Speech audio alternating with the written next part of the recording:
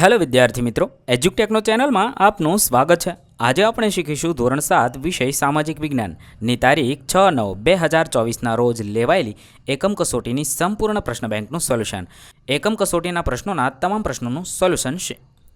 વિદ્યાર્થી મિત્રો, અહીં આપણે એકમ કસોટીની સંપૂર્ણ પ્રશ્ન બેંકનું સોલ્યુશન શીખીશું। તો ચાલો શીખીએ સામાજિક વિજ્ઞાન તારીખ 6/9નું પેપર સોલ્યુશન।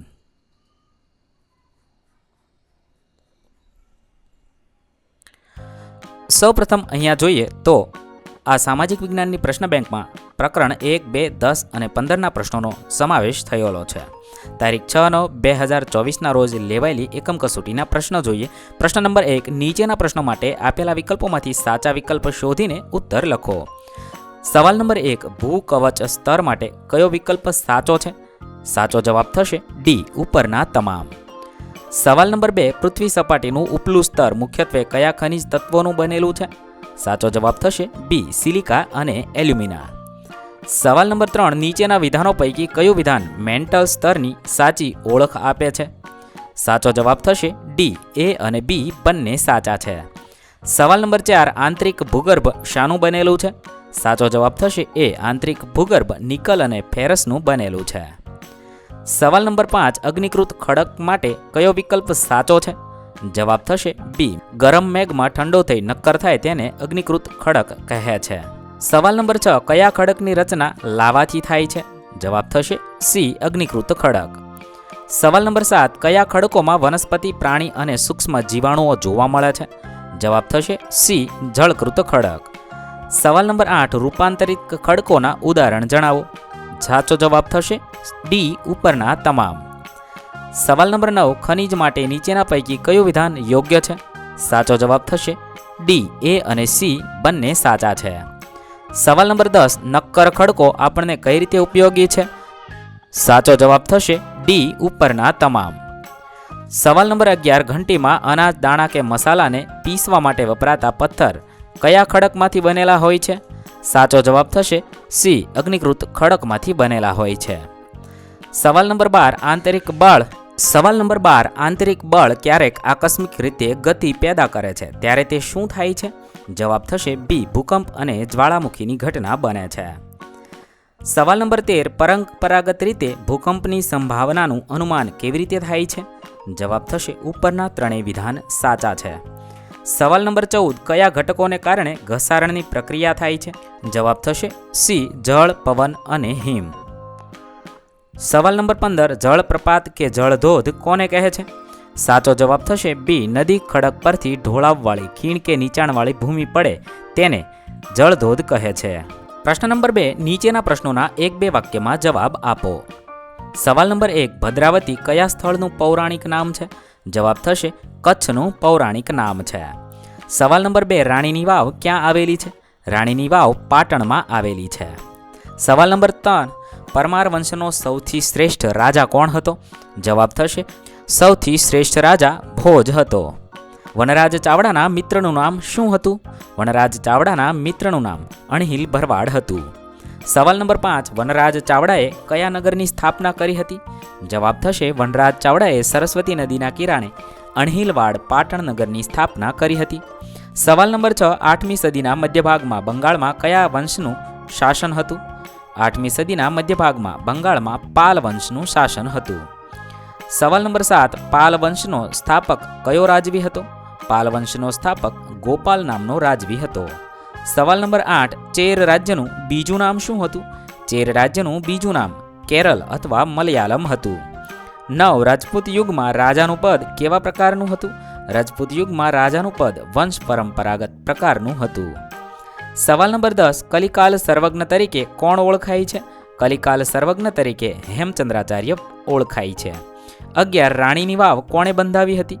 રાણીની વાવ રાણી ઉદયમતીએ બંધાવી હતી। 12, ગોવિંદચંદ્ર ત્રીજો કયા વંશનો રાજા હતો?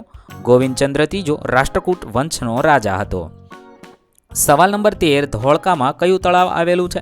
ધોળકામાં મલાવ તળાવ આવેલું છે। 14, તરાઈના યુદ્ધને ભારતીય ઇતિહાસમાં કેમ સીમાચિહ્ન રૂપ માનવામાં આવે છે? તરાઈના યુદ્ધમાં પૃથ્વીરાજ ત્રીજાની હારથી દિલ્હીના તખ્તા પર મુસ્લિમ સત્તાનો ઉદય થયો હતો, આથી ભારતીય ઇતિહાસમાં સીમાચિહ્ન રૂપ માનવામાં આવે છે। સવાલ નંબર 15, પરમાર વંશની સ્થાપના કોણે કરી હતી? પરમાર વંશની સ્થાપના કૃષ્ણરાજે કરી હતી. ત્યારબાદ પ્રશ્ન નંબર 3, નીચેની ખાલી જગ્યા પૂરો. સવાલ નંબર 1, વિશ્વમાં સૌથી મોટું લેખિત બંધારણ ખાલી જગ્યા દેશનું છે? ભારત દેશનું છે. 2, ભારતમાં મતાધિકાર ખાલી જગ્યા વર્ષ પછી મળે છે? 18 વર્ષ પછી મળે છે.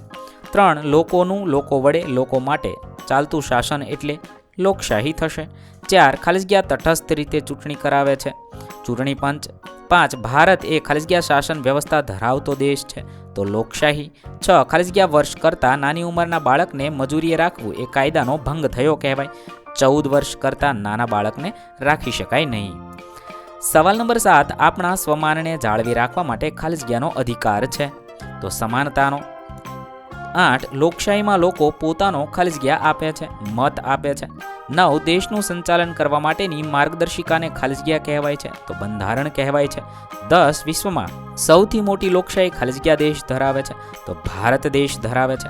11, લોકસભાની ચૂંટણી દર ખાલી જગ્યા વર્ષે આવે છે? દર 5 વર્ષે આવે છે. ત્યારબાદ સવાલ નંબર 12, ખાલી જગ્યા યાદીમાં નોંધાયેલો કોઈ પણ નાગરિક મતદાન કરી શકે છે?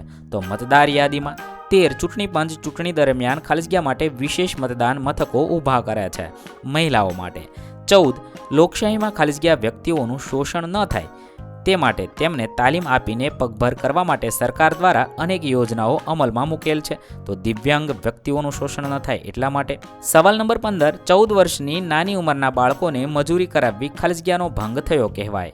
તે શિક્ષણ મેળવવાના અધિકારનો ભંગ થયો કહેવાય. ત્યારબાદ પ્રશ્ન નંબર 4, એ વિભાગને બી વિભાગ સાથે જોડવાનો છે. 1, હરિહર અને બુક્કારાયના ગુરુ? તો સ્વામી વિદ્યારણ્ય. તેથી સી સાથે જોડીશું. 2, દિલ્હી સલ્તનતનો પ્રથમ અફઘાન શાસન? બહલોલ લોદી હતો. 3, લોદી વંશનો અંતિમ શાસક? બી, ઇબ્રાહિમ લોદી હતો. 4, દિલ્હી સલ્તનતની પ્રથમ મહિલા શાસક? રઝિયા સુલતાના હતી. 5, લશ્કરમાં દાગ અને ચહેરાની પદ્ધતિ શરૂ કરનાર શાસક? ડી, અલાઉદ્દીન ખલજી હતો. ત્યારબાદ એ અને બી જોડવાના છે. 1, બહમ રાજ્યની સ્થાપના કરનાર? ઝફર ખાન. તેથી સી સાથે જોડીશું. 2, ચહેલગાનની સ્થાપના કરનાર? ઇલ્તુત્મિશ. 3, તુલુબ વંશનો શ્રેષ્ઠ શાસક? કૃષ્ણદેવરાય. સૈયદ વંશના સ્થાપક? ખિજ્રમા. આફ્રિકન મુસાફર? ઇબ્ન બતુતા. ત્યાર પછી 1, વિજયનગરનો પરાજય? તાલીકોટાનું યુદ્ધ. 2, ઢાઈ ડિનકા ચોપડા? તો અજમેર. 3, ઇબ્રાહિમ લોદી અને બાબરના યુદ્ધનું સ્થળ? પાણીપત. 4, વિદ્યાનગર તરીકે ઓળખાતું નગર? વિજયનગર. 5, કુતુબ મિનાર? તો દિલ્હીમાં આવેલો છે. ત્યારબાદ પ્રશ્ન નંબર 5, ટૂંક નોંધ લખો. સવાલ નંબર 1, રજપૂતોના ગુણો? તો લખી શકાય, રજપૂતોના ગુણો નીચે પ્રમાણે હતા. રજપૂતો શૂરવીર, ટેકીલા, નીડર અને એકવચની હતા. તેઓ પ્રાણને ભોગે પણ આપેલું વચન પાળતા. તેઓ રણભૂમિમાં કદાપી પાછી પાની કરતા નહીં. યુદ્ધમાં દુશ્મનો સામે જીતવાની આશા ન હોય ત્યારે તેઓ કેસરિયા કરતા અર્થાત મૃત્યુને ભેટતા હતા. તેઓ ગૌ બ્રાહ્મણ પ્રતિપાલક હતા. તેઓ શરણાગતનું કોઈ પણ ભોગે રક્ષણ કરતા. તેઓ યુદ્ધમાં ક્યારેય અધર્મ એટલે કે છળકપટ કે પ્રપંચ રમતા નહીં. ત્યારબાદ સવાલ નંબર 2, રાજપૂત યુગનું વેપાર વાણિજ્ય? રાજપૂત યુગમાં રાજ્યની વેપાર વાણિજ્ય વ્યવસ્થા પર દેખરેખ રાખવા માટે અલગ વિભાગ હતો. એ વિભાગ પરદેશ સાથેના વેપાર પરની જકાત વસૂલાતની વસ્તુઓની કિંમત નક્કી કરવાની અને લોકો માટે આવશ્યક ચીજ વસ્તુઓ માંગવવાની વ્યવસ્થા કરતો હતો. એ સમયે જમીનની ઉપજનો છઠ્ઠો ભાગ કર રૂપે વસૂલવામાં આવતો. રાજપૂત યુગમાં જમીન પરનો કર ભાગ નામથી ઓળખાતો. રાજપૂત યુગમાં શહેરો અને ગામડાના જકાત લેવાના થાણા પર, સિંચાઈ અને બંદરો પર કર ઉઘરાવવામાં આવતો હતો. ત્યારબાદ સવાલ નંબર 3, રજપૂત યુગની શાસન વ્યવસ્થા? રજપૂત યુગની શાસન વ્યવસ્થા રાજાશાહી સ્વરૂપની હતી. રાજાનું પદ વંશ પરંપરાગત હતું. રાજાએ પોતાના ઉત્તરાધિકારી તરીકે પસંદ કરેલા પુત્રને યુવરાજ ગણવામાં આવતો. એ યુવરાજ પાછળથી રાજા બનતો. જ્યેષ્ઠ પુત્ર જ રાજા બને તેવું નહોતું. કેટલીક વાર લોકો કે રાજદરબારીઓ રાજાને ચૂંટતા અથવા પસંદ કરતા. દાખલા તરીકે કાશ્મીરના રાજા યશસ્કરને બ્રાહ્મણની સભાએ ગાદીએ બેસાડ્યો હતો. રાજાને વહીવટમાં મદદ કરવા માટે મંત્રીઓ નીમવામાં આવતા હતા. એ મંત્રી 2 પ્રકારના હતા, અમાત્ય અને સચિવ. અમાત્ય મંત્રણા અને રાજનીતિ કરતા, જ્યારે સચિવો લડાઈ અને સુલેહનો નિર્ણય કરતા. રાજ્ય વહીવટની દરેક પ્રકારની નીતિનો અંતિમ નિર્ણય રાજા કરતા. આ સમયે રાજ્ય વહીવટ માટે મહાપ્રતિહાર અને દંડનાયક જેવા હોદ્દા ધરાવતા અમલદારો હતા. રાજ્યની નગરસભાનો વડો નગરપતિ કહેવાતો.